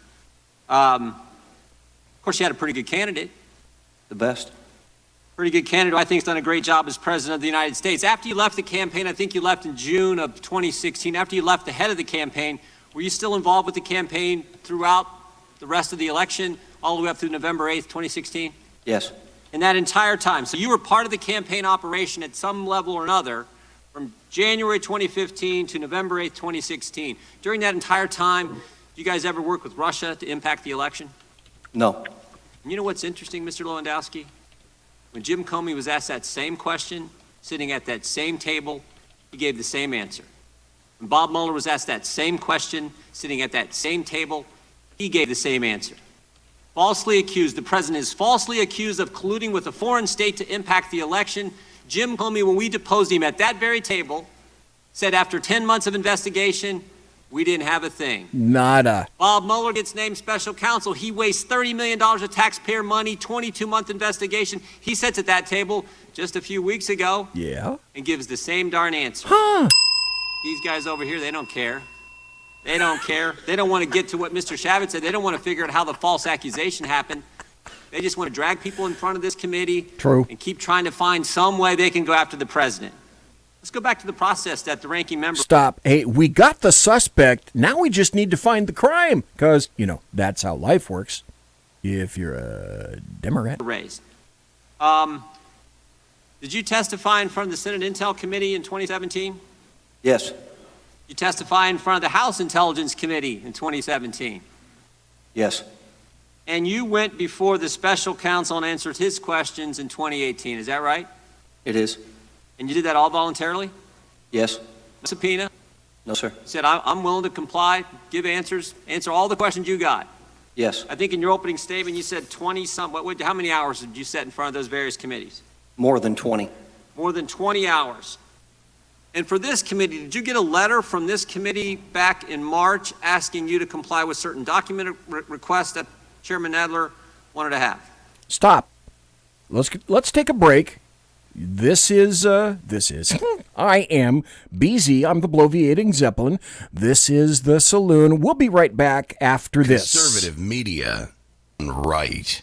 You're listening to the SHR Media Network. From a public locker inside a dilapidated Long Island rail station comes a show designed to piss off liberals using truth, facts, and ridicule. The Lid Radio Show, featuring the conservative voice from the People's Republic of New York, the Lid himself, Jeff Dunitz. Tune in every Wednesday at 2 p.m. Eastern, 11 a.m. Pacific on the SHR Media Network. Go to shrmedia.com. At Lid Radio, we fight for the truth, justice, and a good kosher T-bone. If you don't listen, Hillary Clinton might sneak into your bedroom in her housecoat late at night and blame you for her election loss. It's the Lid Radio Show with Jeff Dunitz. For 50 years, I've seen the American people blinded by corrupt politicians, a lapdog media, and deceptive Islam. The one thing the elites fear is one man with a cane. I'm Dave Milner. Join me through Spreaker, iTunes, and SoundCloud, through SHR Media and the Western Free Radio Network, for half a century of experienced perspective on political and social issues, weekly on The Unpleasant Blind Guy. And catch me on Jeff Mitchell's EDL Radio on blogtalkradio.com. There's no surrender, ever. Because truth is not always pleasant. This is Shannon Wright, The Right Way with Shannon and Mike in the AM. Mike's not here, so I gotta talk fast. You gotta join us. Fall season. Getting ready to start up with a whole bunch of new stuff. News and food and politics and sports and entertainment and a whole bunch of stuff. But wait, Mike's coming. I gotta go. Remember, Shannon and Mike in the AM on SHR Media, Monday through Thursday, 7 to 9 a.m. Make sure you tune in. Featuring right thinking from a left brain and doing the job the American maggots won't. BZ is fundamentally changing America one diaper at a time. Just when safety pin manufacturers are running out of metal for the diapers of the leftists, where the speech is free, but the drinks are not. The bloviating Zeppelin's Berserk Bobcat Saloon can be heard every Tuesday and Thursday night, commencing at 11 p.m. Eastern and 8 p.m. Pacific, where pushback is a requisite art form in and of itself. Let your ossicles be truly liberated when you listen to the bloviating Zeppelin's Berserk Bobcat Saloon, only on SHR Media Network. No ferrets were harmed in the making of this ad.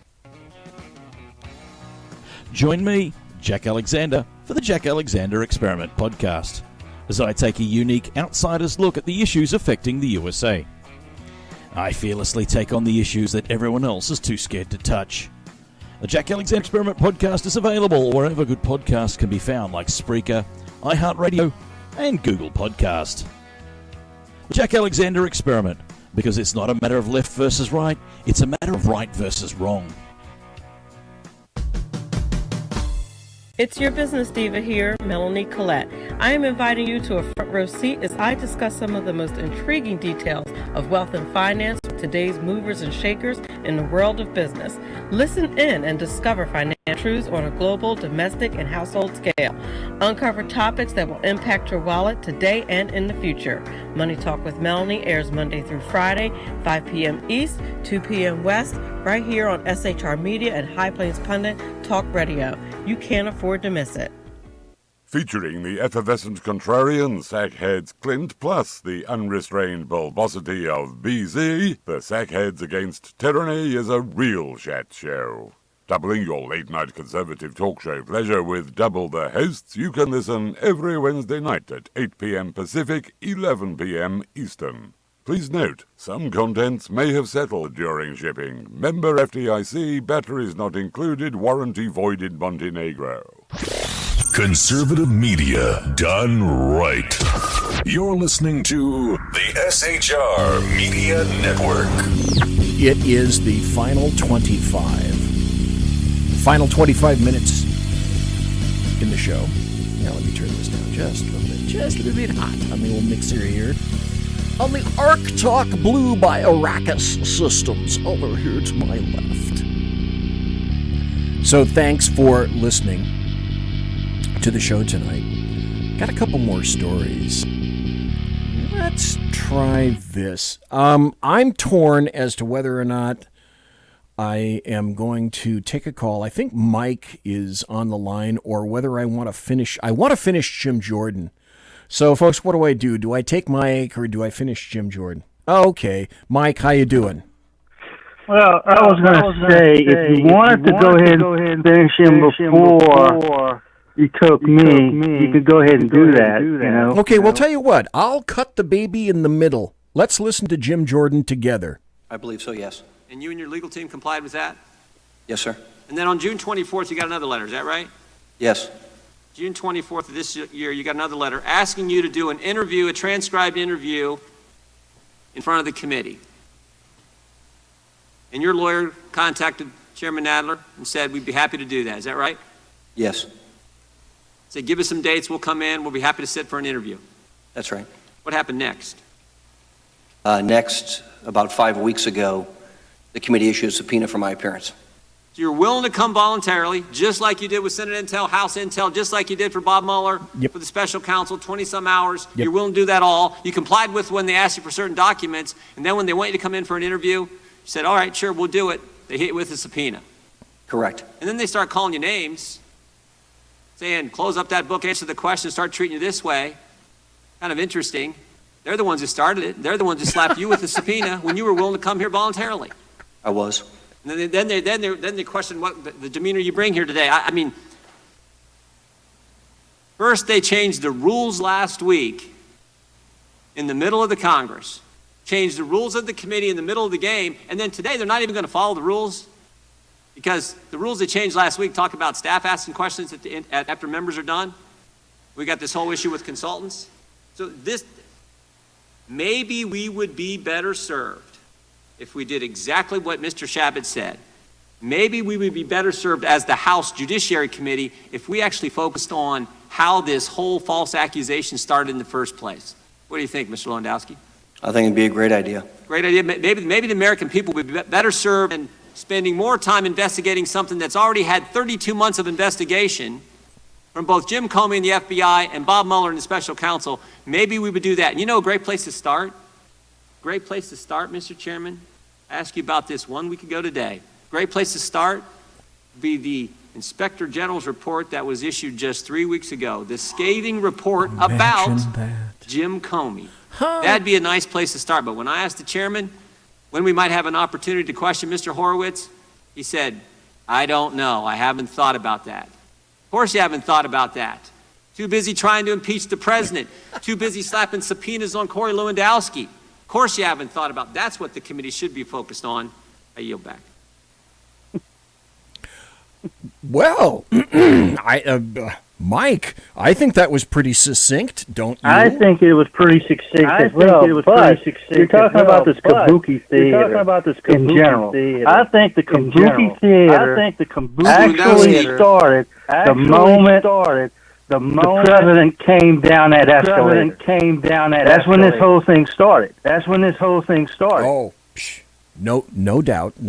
As I've said for quite some time, Mike, and everybody else that happens to be listening within the sound of my voice, the Democrats have failed. They have failed to grasp what occurred to them November 8th, and they have not transitioned properly over to November 9th of 2016. They are 3 years in arrears and are doing anything and everything that they can to make sure that they throw as much fecal material into the fan as humanly possible. Now, Mike, if you talked about kabuki theater, I think this is some kabuki theater right here. Just yesterday that they will not let you answer any questions beyond what you told the special counsel and was publicly released. And I'm not going to. This is 7 minutes. Based on a bogus claim of executive privilege, and even though you did not work a single day for the administration, let alone in the executive branch. This began falling apart. Specific events in detail. This is Jerry Nadler. It began falling apart, I don't know, maybe a minute or two from now. They started having votes. And I want to ask you questions relevant to that issue. Mr. Lewandowski, is it correct that as reported in the Mueller report on June 19, 2017, you met alone in the Oval Office with the President? Here we go. I said, is there a book and page number you can reference me to, please? I don't have a copy of the report in front of me. Volume 2, page 90. But I simply ask you, is it correct that as reported in the remote... Okay, stop. Mikhail, what? Okay, you are the House Judiciary Committee. Jerry the Hutt Nadler is in charge. He is the committee chair. He and everyone else sitting on those 2 rows of benches should have a copy of the report to which they reference. Now, they subpoena Corey Lewandowski when originally he said, I would just appear of my own volition, but they decided they had to go and slap him upside the head with a subpoena on account of because... But they make references to a book but fail to give him something as basic as, a copy of the thing to which they make reference. And then he says, logically, I don't have one. Report on June 19th, 2017, you met alone in the Oval Office with the President. Could you read the exact language of the report, sir? I don't have it available to me. I don't think I need to do that, and I have limited time. Did you mean... Oh, okay, this is Nadler saying, I don't think I need to do that. Well, you're referencing something. You're holding this guy to task for something that you're specifically referencing, and he can't have a copy of that or wasn't given a copy of that. WTF, over. Meet alone with the President on that date. Congressman, I'd like you to refresh my memory by providing a copy of the report so I can follow along. You don't have a copy with you? I don't have a copy of the report, Congressman. Isn't that amazing? You can look and see on the desk. He doesn't have a copy of the report. Mr. Chairman, I request that the clock be stopped while this charade is sorted out. This parade, it's starting.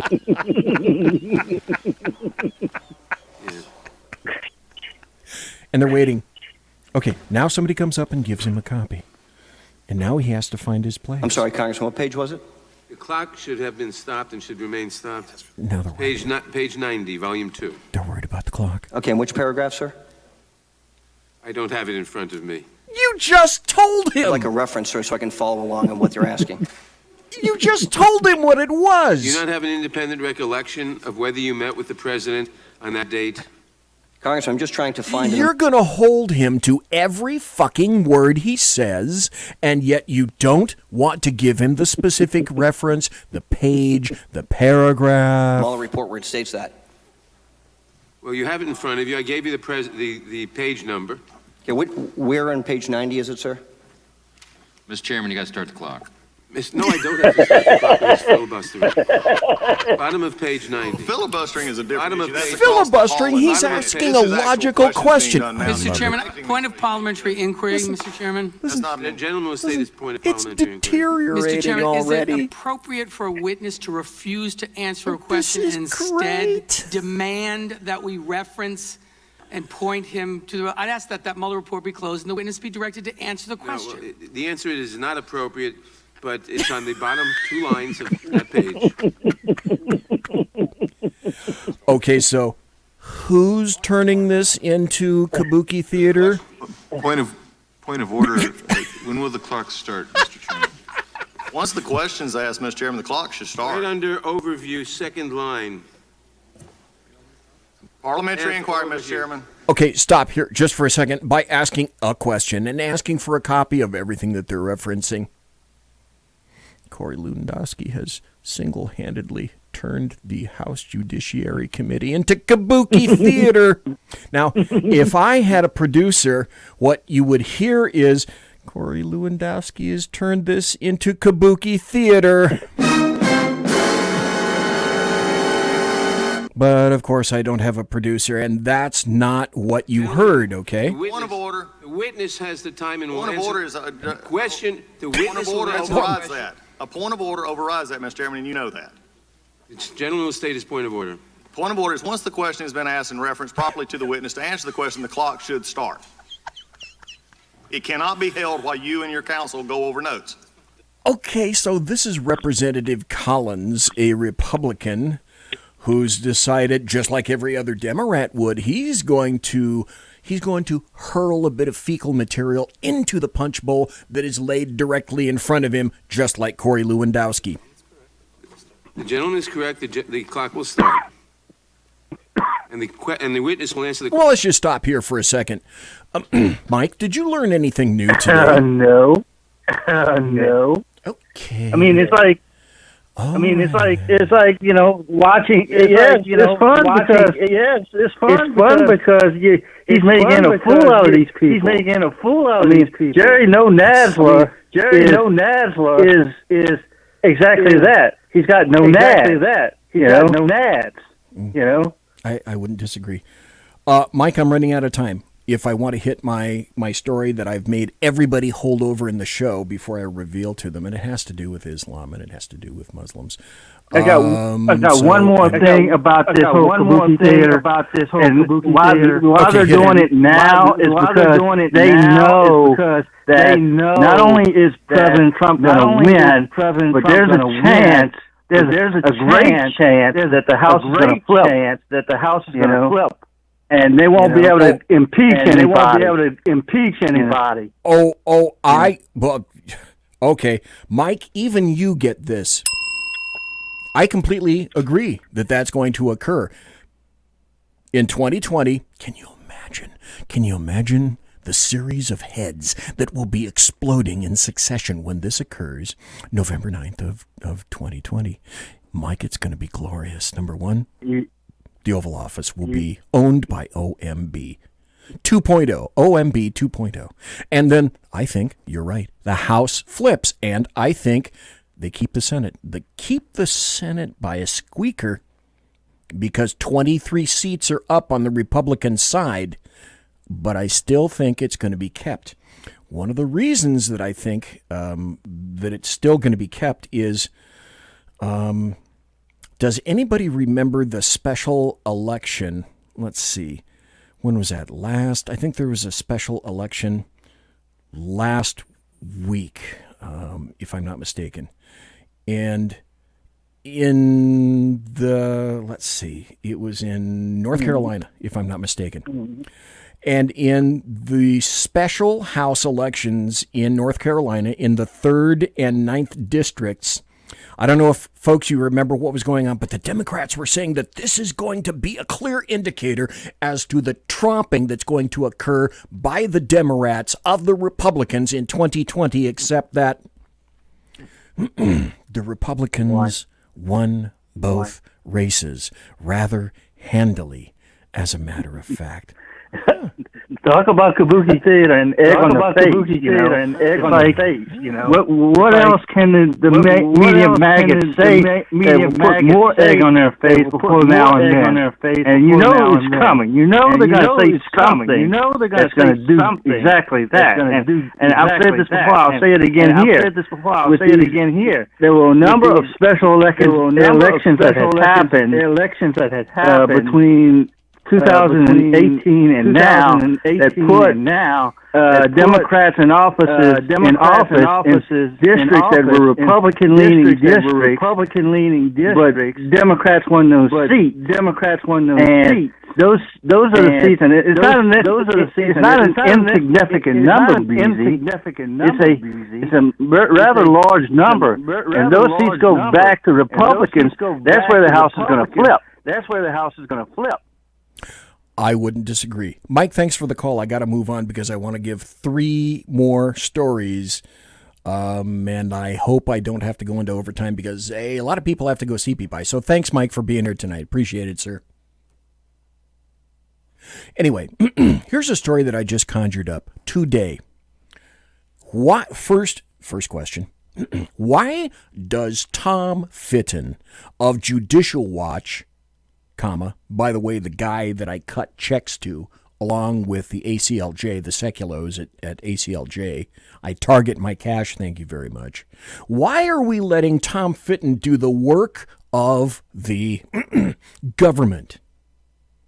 I found this out today from Tom Fitton, and this is an abomination. And when you hear this, perhaps like me, you're going to get pissed off. This is from Judicial Watch. U.S. spends millions of dollars to train bomb-sniffing dogs gifted to Arab nations that abuse them. The U.S. government spends millions of dollars to train bomb-sniffing dogs essential to federal and local law enforcement capabilities, but some of these are gifted to foreign countries that abuse them, often resulting in the spread of infection and premature death. Many of the American-trained canines are severely underweight, live in squalid conditions, and suffer from untreated tick-borne diseases because U.S. officials don't fulfill their duty of assuring the dogs receive proper care. In one disturbing case, a 2-year-old Belgian Malinois died of hypothermia while working at the Syrian border. Another was found emaciated in a Jordanian kennel covered in feces in an empty water bowl. Stop. This is why this can be an X-rated show sometimes. Do you fucking imbeciles not realize that in the Islamic culture, dogs are evil? Dogs are unwashed. Dogs should never be around. And yet you're giving dogs to these people. There are 170 EOD dogs, explosive ordnance detail. They also call them EDC, explosive detection canines. And they're working in 13 partner nations under a whole bunch of anti-terrorism programs. These dogs are trained by the U.S. government at a facility mostly in Winchester, Virginia, as the Canine Validation Center. And it's managed by the State Department's Bureau of Diplomatic Security Office of Overseas Protection Operations. Some are trained by BATF, the National Canine Division. They spend an average of $26,000 to train a canine in traditional explosives detection. They go over to the Middle East, and these dogs are abused. This is disgusting, and it has to stop. Then there was this story. Remember 9/11 last week? I'm sure you do. I had to go to England to find this out. This is from The Sun. Hey, I'm sorry. This is from England. Here's the headline. Ban on eating dogs blocked by Justice Ministry for fear of offending people in the Far East. Now, one of the things that you have to understand is that Britain calls Muslims Asians. They're not. It's a great euphemism. But the story continues. It says a new legal ban on eating dogs has been blocked by Justice Ministry bureaucrats for fear of offending cultural sensitivities in the Far East, meaning Islam. Former DEFRA Secretary Michael Gove ordered the move in the summer despite the sickening practice being rare in the UK. They've just bent over and taken it right up the poop chute for Islam. And then in downtown London, This is beautiful downtown London.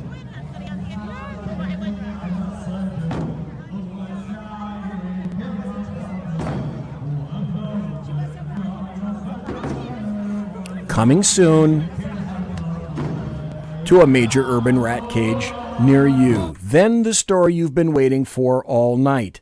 This is from thegatewaypundit.com. And I say, let's just see who covers this story. I heard this from Glenn Beck on the way over here tonight. People are finally beginning to address this issue, and Gateway Pundit let's see, who is this? Jim Holt from Gateway Pundit may just have broken this thing open, but it's very important to see just who covers this and who avoids this. You heard it here first.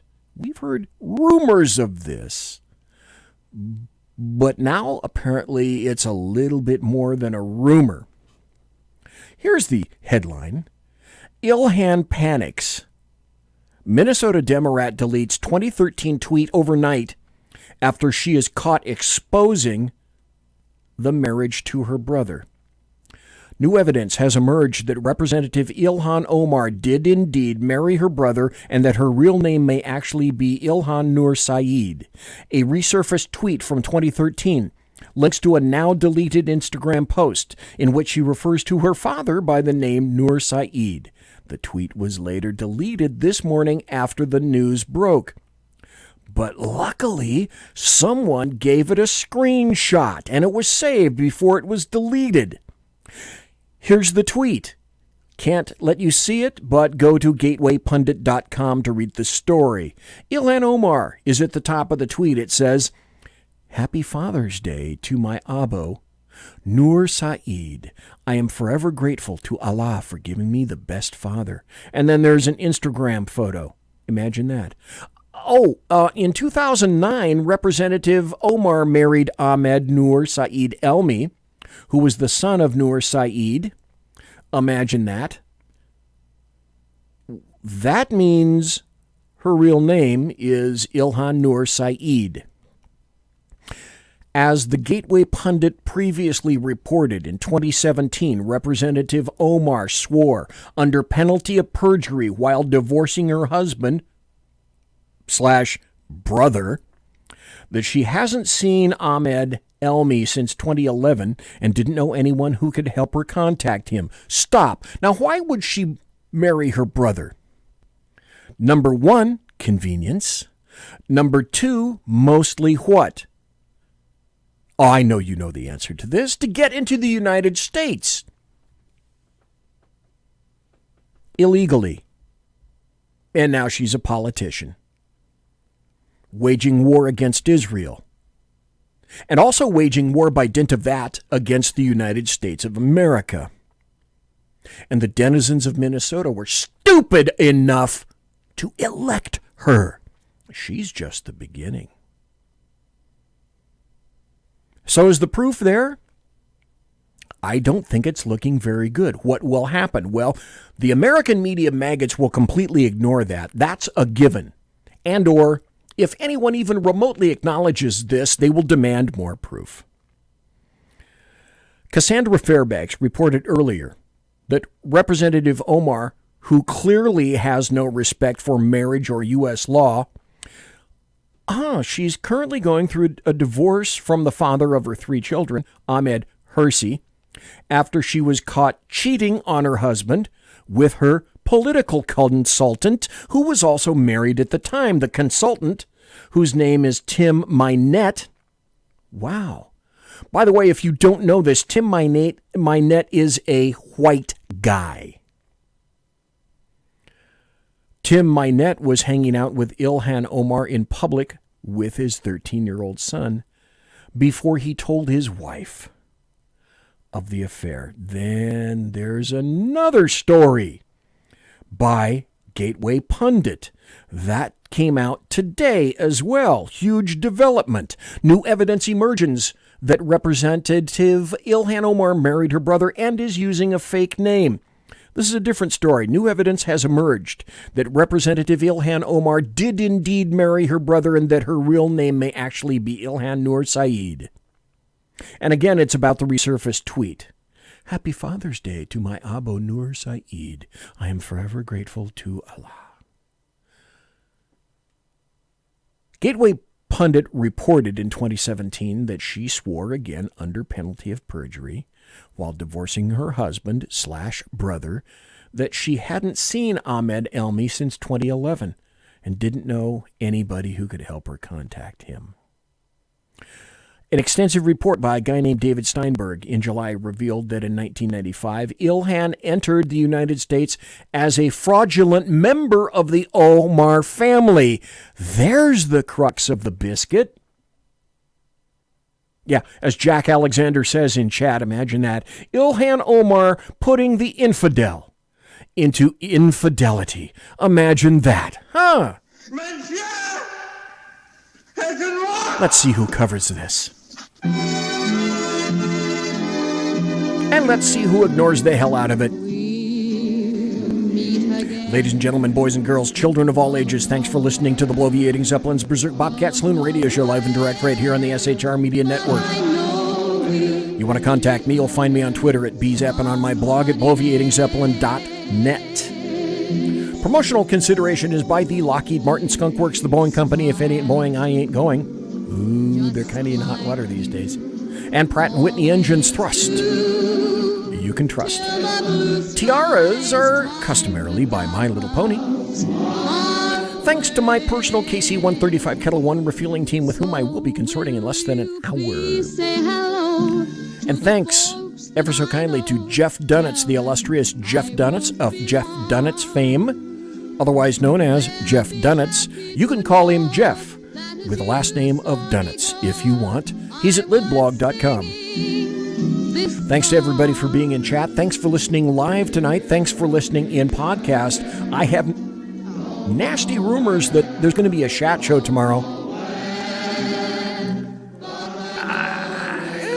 I'm hoping so. Hey, I'm going to interview a candidate for President of the United States on Thursday night. Don't miss it. God bless. Take care. Be safe.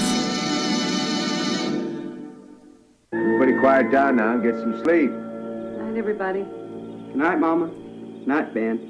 Good night, everyone. Good night, Mama. Good night, Daddy. Good night, children. Good night, Daddy. Good night, Elizabeth. Good night, John Boy. Good night, Jim Bob. Good night, Jim Bob. Good night, Jim Bob. What's going on? I was asleep. What's everybody doing? Good night. Good night, Jim Bob. Go to sleep.